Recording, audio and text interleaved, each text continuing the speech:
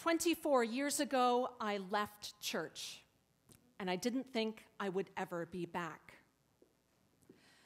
That may be an unorthodox first line for an Easter sermon, but it's important to acknowledge the many reasons that bring us to church today. Some of us might be committed followers of Jesus. We're here because where else would we be on Easter Day but celebrating the resurrection? Some of us are drawn to Jesus but unfamiliar with him. We're hoping to know him better through our presence here. Some of us are searching. We're longing for something in our lives. We're not sure what, and we're hoping to find it within these walls. Some of us might come to church for the community. We love the people and the sense of belonging, but we're not sure about the whole Christian thing. Some of us are here to make a loved one happy. Church matters a lot to them, and we're willing to get up early on Easter morning for them. And some of us don't really want to be here at all. Church is not a safe or comfortable space for us, and we're counting down the minutes until we can leave. I can't criticize anyone's reason for coming to church this morning because at different points in my life, I have been all those people. And on this day of all days, when people with such diverse views are here in church, we have to ask the question, why go to church? What's the point of getting up early on a Sunday morning when we could be sleeping in and eating a leisurely brunch?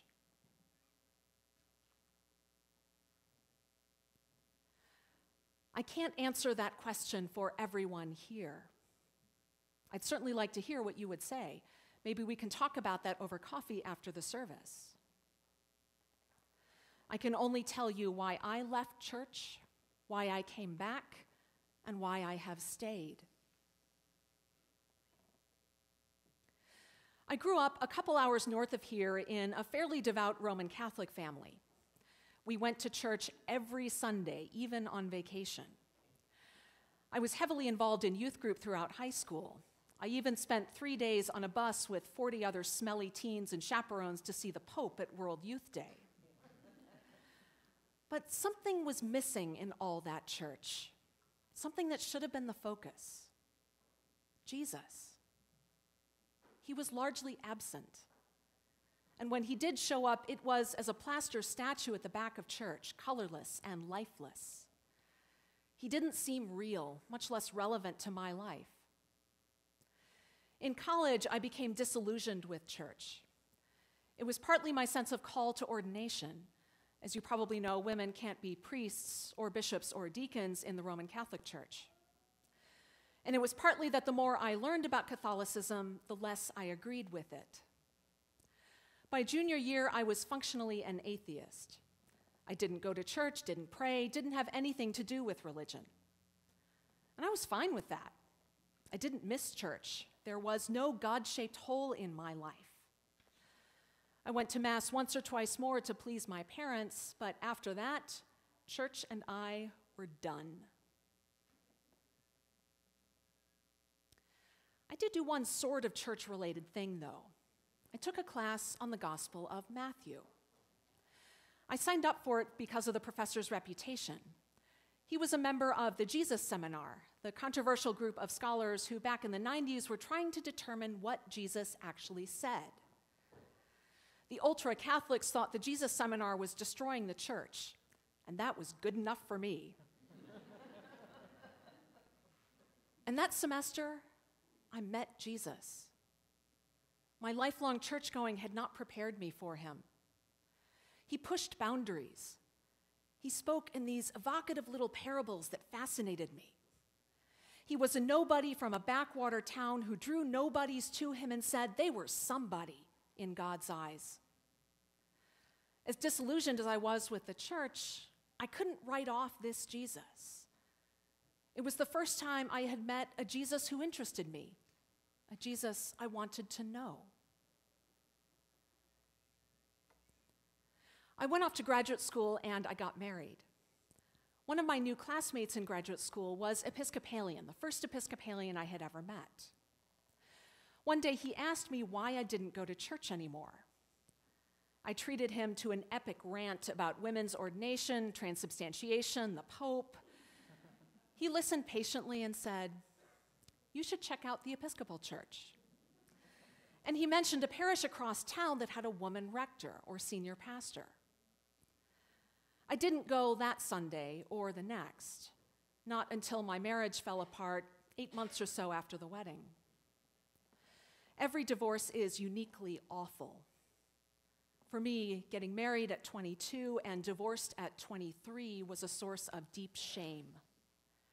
Marriage was the first really adult thing I had tried, and I had messed it up. It felt as though I had been sealed in the tomb. It was eerily dark and silent in there, and it was so cold. It seemed like I'd be in the grave for good. But some fragment of my hurting mind and heart remembered Jesus. He still fascinated me, and he'd spent a lot of time with messed up, broken people. Maybe he'd have something for me. So I gathered the shreds of my courage and went to church. And what I found there surprised me. Lots of the people I met had come to the Episcopal Church from conservative forms of Christianity. Many of them had been disowned by their families and told they were going to hell because they were gay. Others had pulled themselves out of the abyss of addiction. Still others had gone through divorces far more devastating than mine. This parish was full of messed up, broken people. They all should have been in the tomb, where I shivered in the silence. They certainly knew how dark and cold it was in there.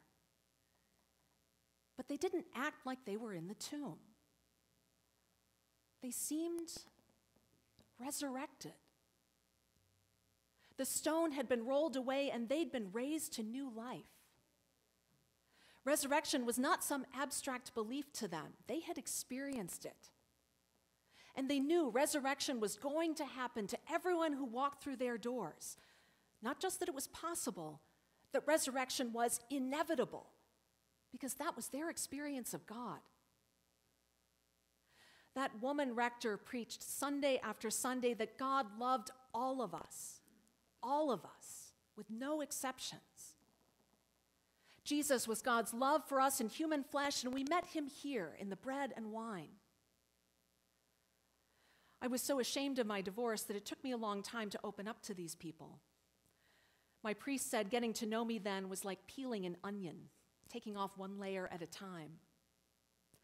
Again and again, I would reveal something that I was sure made me a horrible, unlovable person. And they would hug me and hand me the tissues and invite me for dinner. They treated me as though I was Jesus, and in them I felt Jesus caring for me, healing me. Slowly, I too became resurrected. The mistakes I had made weren't erased. They were still there. But alongside them was Jesus and his love, a love that followed me into the tomb, grabbed my hand, pushed the stone away, and led me into new life. And that's why I've stayed in church. Because Jesus still fascinates and compels me, and he shows up here again and again. Because at this table I get to smell and taste God's love for us made real in bread and wine.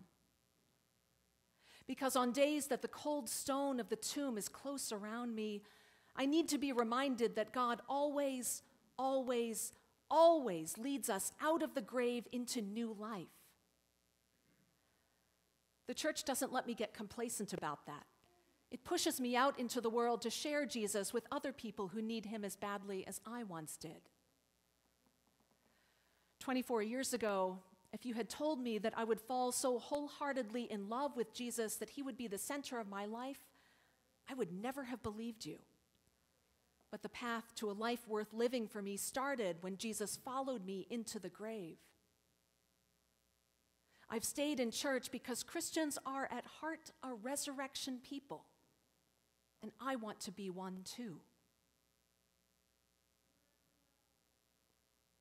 Whatever brought you to church this morning, Whether you're here every Sunday or for the first time in a great, great while or for the first time ever, your presence here brings you into that story of resurrection. Perhaps at some time in your life you have found yourself in a cold, silent, dark tomb, thinking you'd be there for good. Maybe you are waiting for the stone to be rolled away and you or someone you love to be raised to new life. Perhaps you've emerged from the tomb.